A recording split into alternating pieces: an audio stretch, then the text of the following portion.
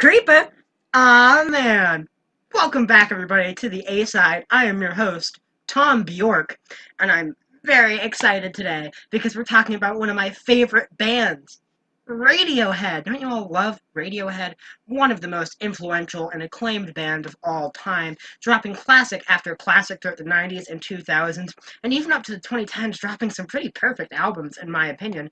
Their legacy isn't perfect, of course. They've had a few missteps, but overall, this band has made some really envelope-pushing albums and some really amazing stuff in their discography. And today, I'm going to rank their albums from worst to best. And I've been wanting to do this for a while now, but the problem is, some of their albums are so good that I had a hard time ranking them because the albums I don't like, I don't have any strong feelings towards.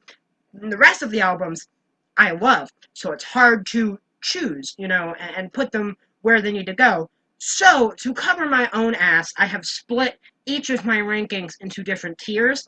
So I have different tiers of quality so my future self doesn't come back and yell at me because I messed up my own ranking. Because, up to an hour ago, I was switching two of these albums.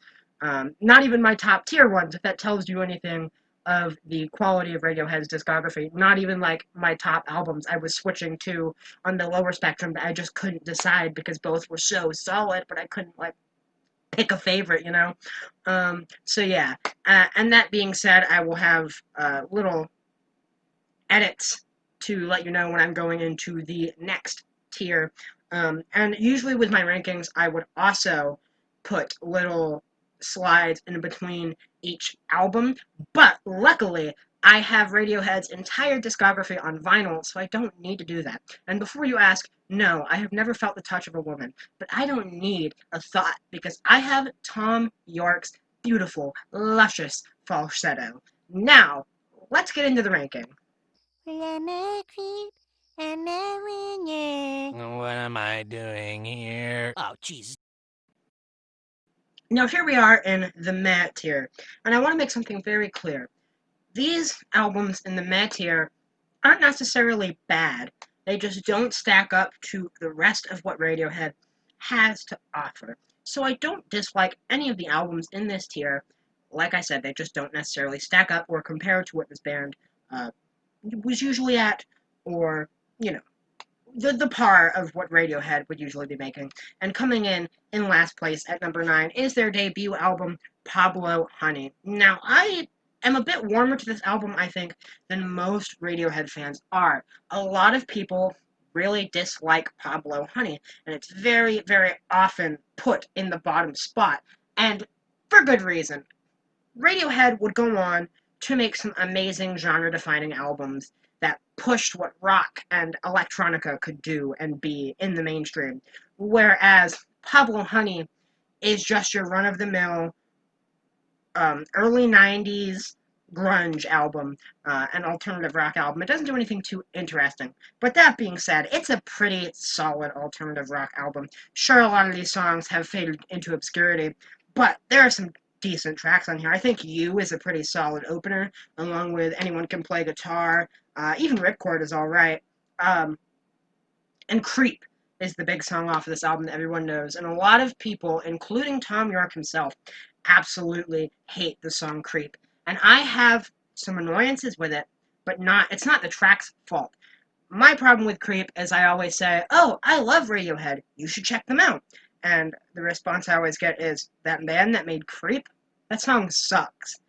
And I just want to be like, they do so much more than Creep. This band grew so much over time and outgrew this album. So it's not necessarily that Pablo Honey is bad, just it doesn't stack up to what this band would go on to do. Not bad at all. I don't return to it often, but it's a solid alternative rock album and still a cut above a lot of the grunge you would have heard in the 90s. And at number 8 is The King of Limbs. And once again, I do not dislike The King of Limbs. I think this album is fairly solid, actually. But it's only a good listen, maybe one or two times. And here's why. On this album, Radiohead kind of wanted to focus on looping and the idea of putting these, like, drum beats or guitar lines and then looping them over and over and over again. And that's what most of these songs are made out of, are these instrumental loops and ideas. And it plays with a lot of electronics, and it's very stripped back and unambitious compared to a lot of what Radiohead has done. And the looping, while sometimes it can be really pretty, like for example on Opener Bloom, the different loops all layer on top of each other as the song goes on, and it hits a point where it sounds really pretty. But it does get repetitive, and it gets repetitive fast. And this album only consists of 8 tracks, and it's like 36 minutes. So it's not a bad little listen, but it's only something I want to listen to every once in a while. Its repetitiveness doesn't really make me want to come back to this like I would other Radiohead albums. Not bad. That's why it's in the meh tier. It's not a bad album at all. I don't think Radiohead necessarily has a terrible album. I would say this is even a cut above Pablo Honey in almost every way. Um, but that's like one end of the spectrum to another. This was Pablo was the first Radiohead album, and this was the last Radiohead album we got before a pretty long break for most of the 2010s. So yeah, not a terrible album, just not one I awfully love or one I am motivated to come back to often. But it is solid. Other good songs. I like Feral. I think Lotus Flower is pretty good. It's not a bad album whatsoever. Like I said, just one that I am not necessarily in love with.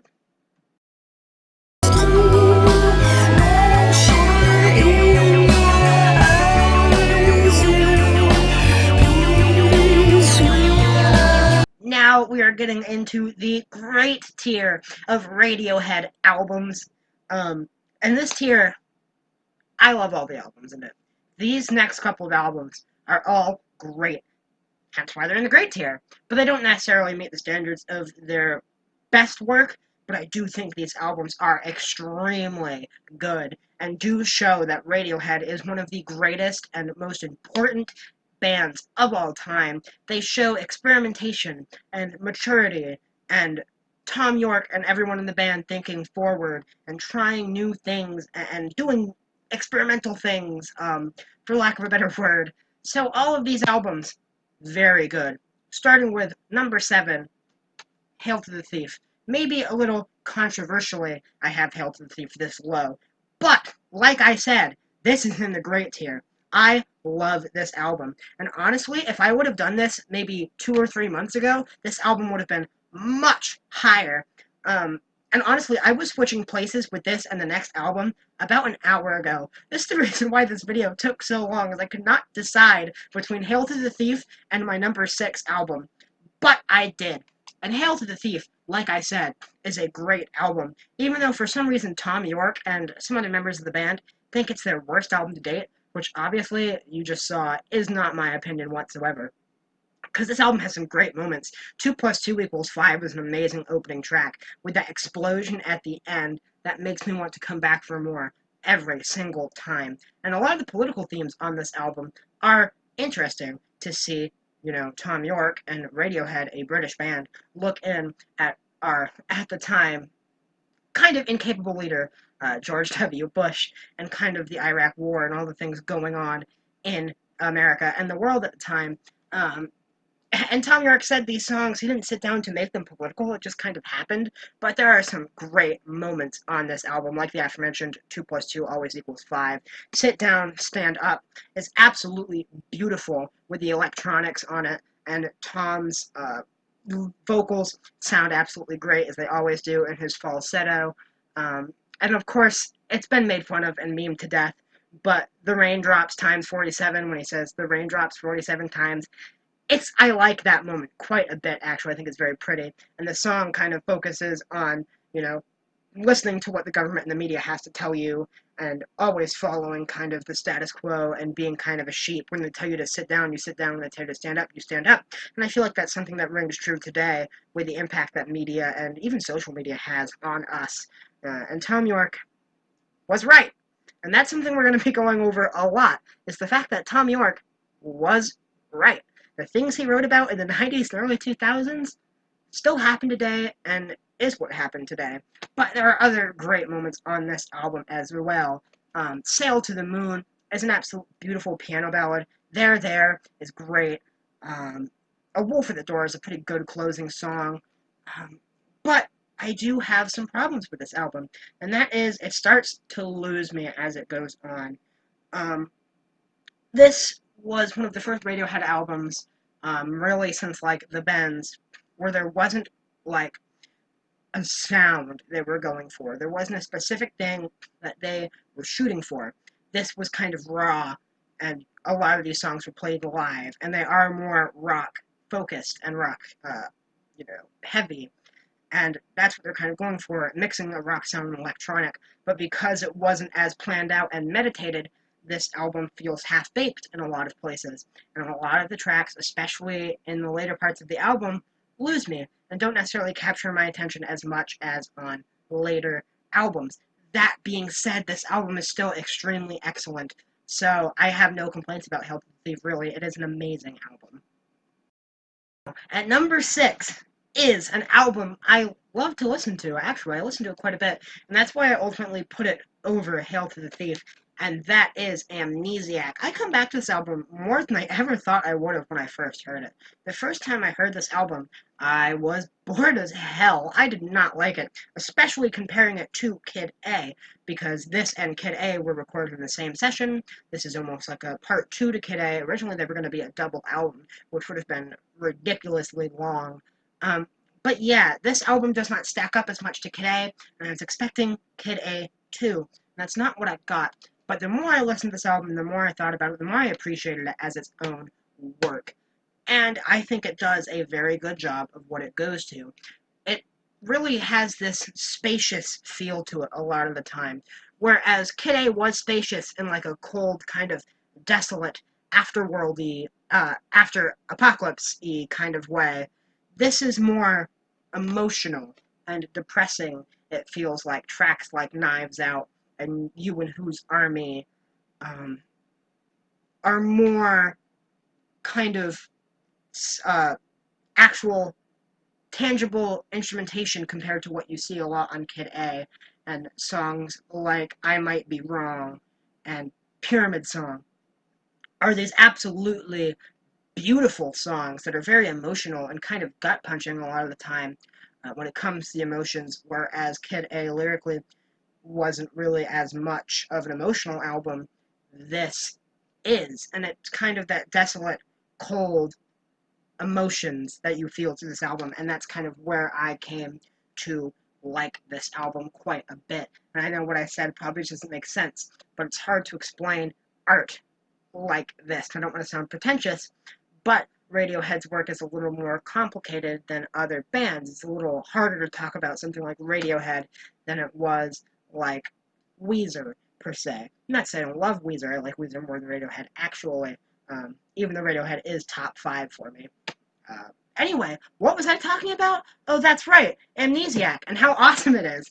Um, Overall, this album, like I said, has a lot of beautiful moments, like Pyramid Song, which is an absolute beautiful piano ballad that goes through so many different kind of time signatures and ideas, but it's very pretty the entire time. And it's about facing like death and the idea that like one day you're not going to be here, um, and thinking about what it's like transitioning from that life to death, like looking into the river. What do I see?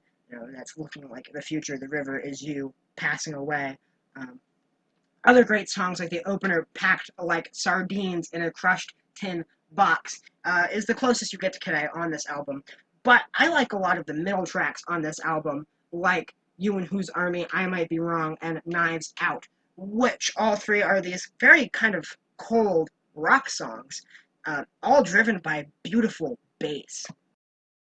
And I have to shout out Colin Greenwood because the bass on Amnesiac is absolutely beautiful. Really the standout instrument of this entire album. I don't know why, but I find the bass on songs like I Might Be Wrong and Knives Out absolutely beautiful. Especially Knives Out, which is just a very pretty song. I think the guitars and bass just sound great. Now, that being said, there are a lot of beautiful songs, including the closer, Life in a Glass House, which was recorded after the fact with jazz instrumentation and all this stuff thrown in, and it's crazy. Something Radiohead had never really done before, or really after much, but it sounds amazing. That being said, there are moments on this album that I feel like are absolutely useless, including the snoozer of a song, Polk Pull, Revolving Doors, where absolutely nothing happens for like 3 minutes. And also, um, Hunting Bears, which just feels like it's wasting my time. Overall, though, a lot of this album is beautiful. There are just moments I find useless. But I do really like Amnesiac, and I have grown to appreciate it for the album it is, not the album I wanted it to be. And I feel like a lot of people should do the same. Now, I mentioned earlier that if I would have done this video a couple months ago, a year ago, 2 years ago, my ranking would look completely different. And I had mostly this album in mind when I said that. Coming in at number 5 is The Bends.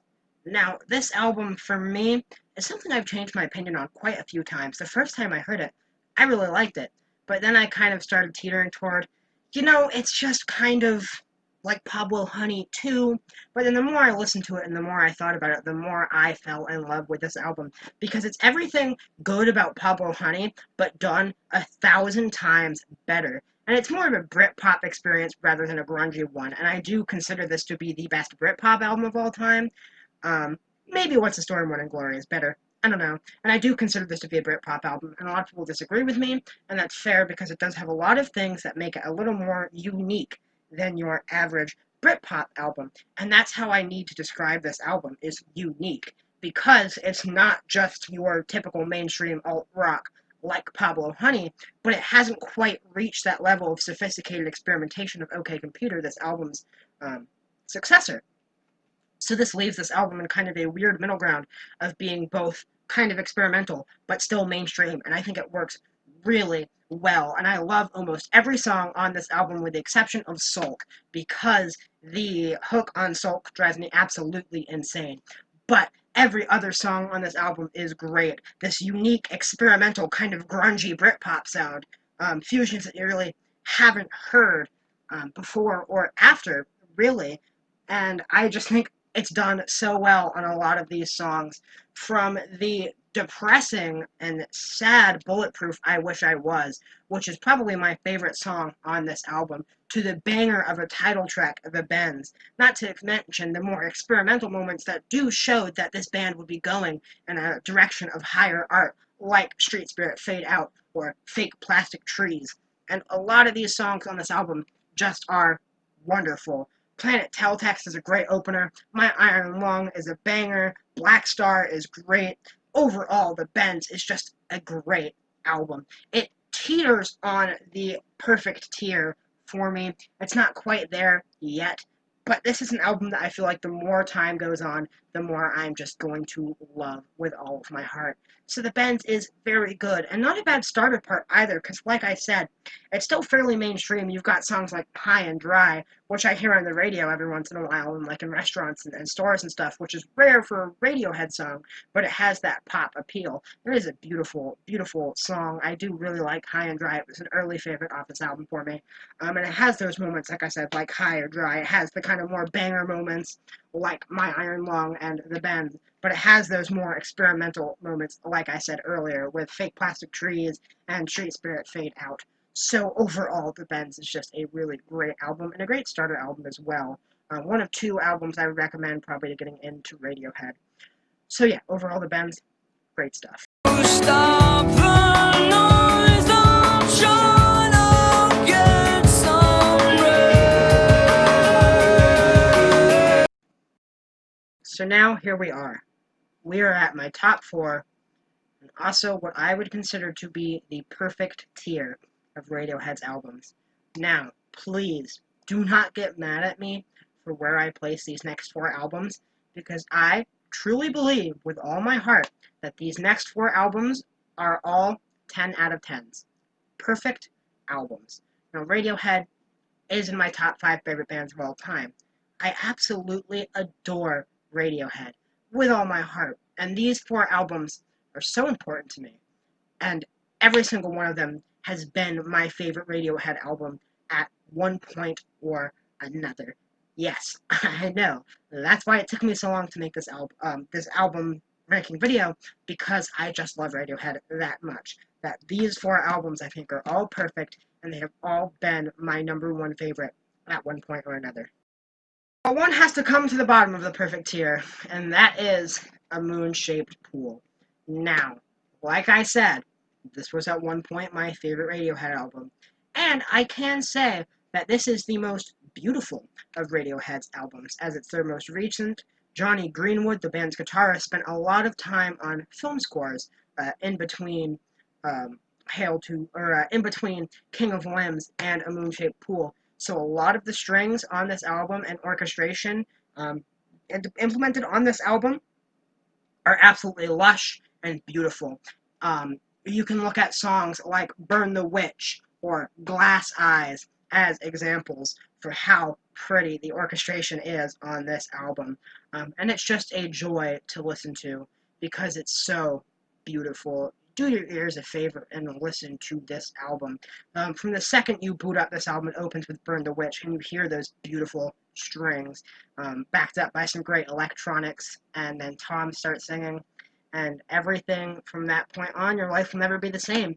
Um, that being said, this album is very beautiful. I think Glass Eye is the most beautiful song Radiohead has ever made, along with Daydreaming and Dex Dark and True Love Waits. Now, this album is also extremely depressing, as it was written after Tom York divorced his wife of like 20 years. So this is the perfect heartbreak album. I would say one of my, if not my favorite heartbreak album of all time. If you are sad, this is an album you throw on and it will help you cope with these feelings. Um, because Tom York is really sad too. This amazing genius of a man who you would think would have it all is sad and feels heartbreak. And a lot of these songs are just very, very relatable and hit hard, especially Glass Eyes, which, his eyes look like glass because he's crying, because he's sad and his heart is broken, thinking about this person that he no longer has, and it's backed by beautiful strings and beautiful piano. Not to mention the closer, True Love Waits, which is a true tearjerker as Tom is just singing, heartbroken, wailing, just don't leave. It's so emotional the entire time, and I would say it's probably my favorite Radiohead closing song. Um, like I said, absolutely tear jerking. I have cried listening to True Love Waits. It's one of the, I wouldn't say many, but it's one of the very special songs that have brought tears to my eyes because it is that beautiful. Speaking of beautiful, you've got Daydreaming, which is a song about, dreamers and people who want to follow their heart and get the things in life, and how sometimes it just isn't worth it. It doesn't always go the way you want, and how sad things are when you lose your dream. Opening up with the line, dreamers, they never learn. Um, Backed once again by beautiful piano. This is a very piano heavy album, and a lot of the pianos are then lifted and made even more beautiful, accompanied by strings, and also your fair share of electronics. You have electronics on songs like Daydreaming and Identikit on the bridge when the band is harmonizing on Broken Hearts, Make It Rain. You have some beautiful electronics and a moment of absolute musical bliss on that track. One of the best moments of this album. But overall, this album is really, really solid. And it doesn't all focus on heartbreak as well. There are some more political songs as well, including opener Burn the Witch, which I already mentioned being a beautiful song string wise. But it's about mob mentality and how, one person um, is outraged about something, and all of a sudden everybody around them becomes outraged because that's the culture we live in with cancel culture and everything. And cancel culture was around in 2016, but wasn't nearly as prevalent as it was in 2020. So once again, I think Tom York is a reincarnation of Nostradamus because this man had it right. But overall, Moonshaped Pool is one of my favorite albums of all time. It's absolutely beautiful with the pianos and strings, and it's just such a good album to listen to cope with a heartbreak because Tom does such a good job about writing about it. And a lot of the instrumentation is just absolutely beautiful and will bring a tear to your eye. Oh, I also really like Dex Dark. I want to mention that real quick. It's about this feeling of sadness and heartbreak inside of Tom York and how he can't escape it. And he equates that to an alien in the sky playing a super loud noise that you just can't ignore. And I think that's kind of neat how he um, kind of compares these super depressing and sad feelings to something unnatural and something alien like, because both would be something that's pretty scary to deal with and hard to deal with, but something that you just can't avoid at that point, and something you can't ignore either. So I think that song is pretty smart lyrically. Coming in at number three is In Rainbows, which, weirdly enough, is the only single album here in the perfect tier. It's a fairly short album, but this album is so full of life, literally. This is the most human of any Radiohead's albums. A lot of the themes tackle the human experience and life and falling in love and, you know, heartbreak and living and dying and the fears that come with that and the ideas of mortality and pretty much everything to do with the human experience. Um, and once again, Tom York just does a great job of portraying all of that. On Closer videotape, he talks about mortality and dying and what happens after death, talking about stuff like Mephistopheles and when he dies and gets to the pearly gates, and how his life would be just at that point a videotape, and all the things he's done. But it's an absolutely beautiful piano ballad that's once again just so thought provoking and evokes so many different emotions out of you if you truly have thought about life before. And I think the best kind of music is the kind of music that can make you think and make you feel things because it talks about the human experience. And so much of this album does. My favorite track on this album is All I Need, which is a song about being in love. When someone is your everything, they're all you need. And maybe sometimes they don't necessarily treat you the way they should. Um, and the song is absolutely beautiful with pianos and electronics and slowly different orchestrations build in, different orchestrated instruments, I'm sorry, build in and layer in until the end of the song absolutely explodes. And there are so many different beautiful sounds going at once. It's one of the most beautiful songs I've ever heard. Even though I just said A Moon-Shaped Pool was one of the most beautiful albums of all time, I think All I Need tops just about everything on that album, to be honest. Uh, One of my favorite, if not my favorite, Radiohead song. Um, and also, this album does have some of Radiohead's faster songs, like 15 Step and Body Snatchers. Both great songs. Body Snatchers, once again, about kind of that human experience and pretending to be someone you're not to either seem cool or fit in. So, kind of, once again, going into that human experience of what you do in crowds and interact with people and what you do in society for popularity and all that.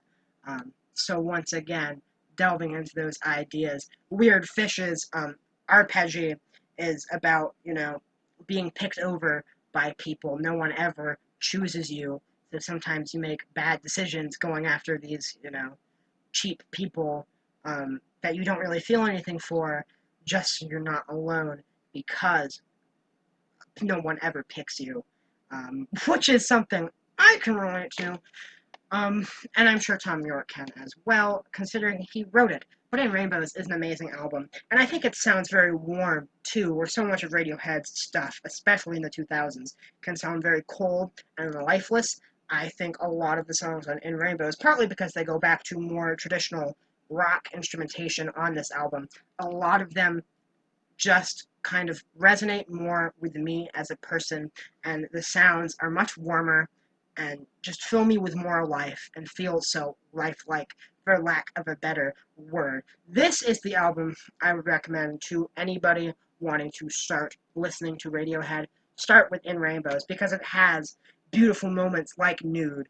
Reckoner, and All I Need, but also has those bangers like 15 Step and Body Snatchers and the intense jigsaw falling into place, where it starts out with this acoustic guitar riff, and then all of a sudden bass kicks in, everything kicks in, and it starts going super fast and gets really heavy. Absolutely great stuff. I'm a sucker for when songs just explode out of nowhere. Chef's kiss. Very good. And overall, In Rainbows is an amazing album. One I come back to all the time, literally, constantly. And something that when I just need to feel something, for lack of anything. Um, it's the most human Radiohead album, and it's the most relatable I think Tom York has ever been, and probably ever will be. A lot of people, this is their favorite Radiohead album. At one point, it was my favorite Radiohead album. Like I said, I spin it all the time, and it's just something you need to hear. It really is. Now, this is the moment of truth.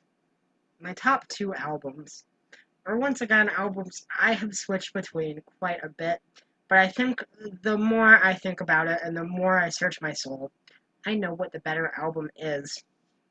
And coming in at number two, now keep in mind, both of these albums are considered to be two of the greatest albums in musical history and the best one-two punch of releases in musical history. And both are very experimental.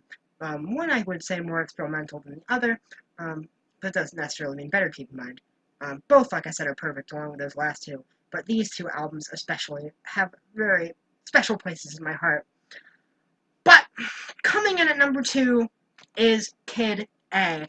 And I don't know if I necessarily agree with my own ranking because this album is mind blowing, especially on vinyl. If you listen to Kid A, it has to be on vinyl. And I'm not usually the one to be like, oh, music only sounds good on vinyl. You have to listen to it on analog. No. Music pretty much sounds the same on what you listen to. And maybe it sounds a little different, but I don't think one's necessarily much better than the other, with some few exceptions. And one of those exceptions, I would say the biggest exception, is Radiohead's Kid A. The experimentation on this album is, excuse my French, fucking insane. It really is. This album is cold and lifeless, but in the best way possible. So many different electronics and orchestrated ideas, so many weird song structures, so many of these songs like Everything in Its Right Place, Kid A, the National Anthem, um, uh, Tree Fingers, so many of these songs don't have any chorus or any hook. A lot of these songs aren't pop friendly at all.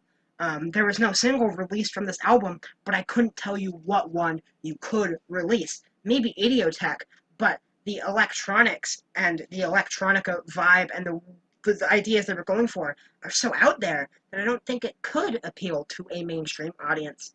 This album's absolutely amazing. I've probably listened to it than more Radiohead albums. Like I said, all four albums in my perfect tier have been my favorite Radiohead album at one point, but I think Kid A has spent the most time as my favorite Radiohead album. Um, and honestly, I think it could be my favorite Radiohead album coming in the next couple of days, weeks, or years. This is something that changes constantly. So it absolutely could be my favorite tomorrow, for all I know. But really, deep down, I think I know what my favorite Radiohead album is. As far as Kid A goes, like I said, the experimentation on this album, absolutely insane. The idea that they went from making OK Computer, which is one of the most acclaimed and beloved albums of all time, they're like, well, how are we going to follow this up? How about by taking the greatest left turn in musical history and taking influence from Aphex Twin and Bjork and electronica and ambient music and making this super weird fusion, pushing what rock music can be by pretty much making an electronica album, but not in the like sellout kind of way, because these songs are weird. Take Kid A, for example, has no chorus and features Tom York's voice digitally recreated using synthesizers. Super creepy, super lifeless, super cold, almost feeling post-apocalyptic-y. But that's exactly what this album is going for. That's absolutely amazing. One of my favorite tracks on this album. And the absolutely amazing part where the electronics just reach a crescendo and take over the mix completely, and that's all you hear. Amazing moment of musical bliss, by the way. It opens with everything in its right place, and from those opening, cold, um, icy synth lines, you know that this album is something special. Um, with Tom almost belting nonsense. Yesterday I woke up sucking on a lemon. There are two colors in my head. A lot of these lyrics aren't necessarily supposed to make sense because a lot of it is focused on the sound of this album and what it does, which is also fairly eclectic because you have, electronica songs like Kid A and Everything in Its Right Place and the banger of Idiotech, which almost kind of goes a little more on the dancier side, not as much just because it has that thumping synthetic percussion throughout the entire time, um, with some great synths, and of course Tom York singing uh, great as always. And this album, is about technology and stuff in the future, and postmodernism. I mean, I think the cold, dark, lifeless vibes that the experimentation of this album has fits perfectly. But it's not always like that. You have a song like Motion Picture Soundtrack, which is this band's take on like a Disney song, and it's actually really emotional, and it's about suicide. It opens with the line, red wine and drinking and sleeping pills, which would kill you if you took those things together. But he sings it so emotionally, yet so hopeful, that it's just heartbreaking because he's killing himself and he's fine with it. It's acceptance, and that's terrifying. Um, and for music to reach that level is something special, especially when a lot of the lines tend to mean a little more nonsense on this album.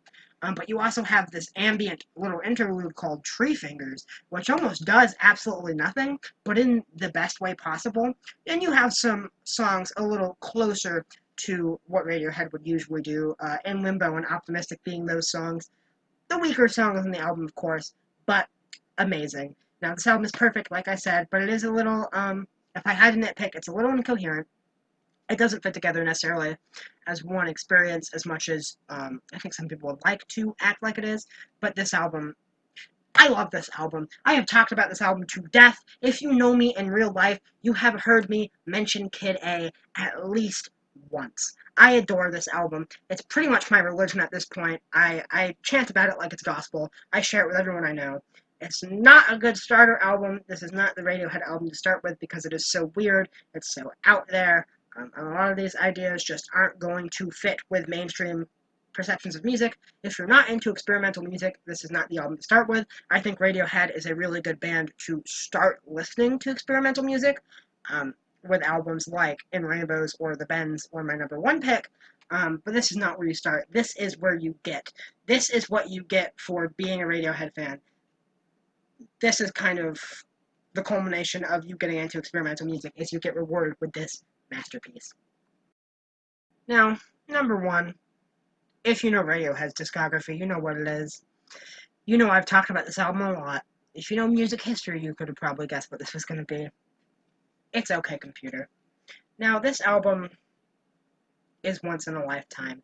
Um, Best Ever Albums, which is a website that catalogs pretty much every album ever made, has them all ranked from worst to best, believe it or not. So many different lists and stuff. This is ranked as the number one greatest album ever made. Radiohead's OK Computer.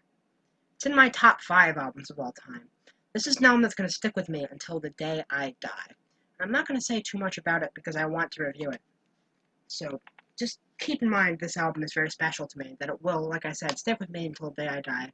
The themes of, emotion and sentiment, kind of being lost in a modern world, and you feeling like you're the only one who kind of gets it, is what Tom York was going for. And a lot of the ideas of postmodernism and technology is so deep, but it never feels too pretentious or preachy because it always comes back to the idea of emotion. And that's what it is. It never feels preachy because it all is so based in emotion and human experiences, like a car accident, for example, being what sets you off to these ideas and feeling isolated from a world that you just don't understand anymore. And it's all so emotional.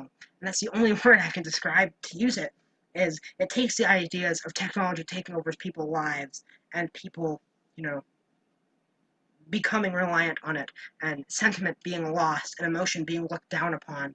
And that's something you see more and more every day. And sometimes some people feel like isolating themselves when they're sad or depressed, and isolating themselves from a world they don't necessarily understand all the time. And the biggest theme of this album is self-isolation. And it's so deep, and there's so much to unpack, with every song being absolutely amazing. And if you don't believe me how deep this album is, and I probably sound pretentious as fuck right now, I annotated this entire album.